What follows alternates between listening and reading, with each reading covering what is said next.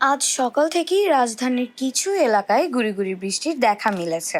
আর এ নিয়ে নতুন পূর্বাভাস দিয়েছে আবহাওয়া অধিদপ্তর। ঢাকা, চট্টগ্রাম সহ দেশের মোট 14টি জেলায় আজ বজ্র সহ বৃষ্টির সম্ভাবনা রয়েছে। কোথাও কোথাও হতে পারে শিলাবৃষ্টিও। এ সময় বাতাসের গতিবেগ ঘন্টায় 45 থেকে 60 কিলোমিটার, এমনকি তারও বেশি হতে পারে বলে জানানো হয়েছে।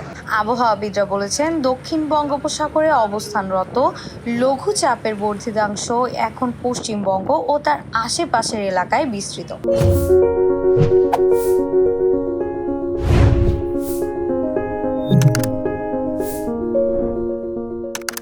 ফলে অন্তত বৃহস্পতিবার পর্যন্ত রাজধানী ঢাকা সহ আশেপাশের এলাকায় থেমে থেমে বৃষ্টিপাত চলতে পারে। এদিকে দিন ও রাতের তাপমাত্রা 1 থেকে 2 ডিগ্রি সেলসিয়াস পর্যন্ত বাড়তে পারে। বিশেষ করে রংপুর, দিনাজপুর, টাঙ্গাইল, ময়মনসিংহ, কুমিল্লা, নোয়াখালী, চট্টগ্রাম এবং সিলেট এই সব অঞ্চলে দমকা কিংবা ঝড়ো হাওয়ার সঙ্গে বজ্র সহ বৃষ্টির আশঙ্কা রয়েছে।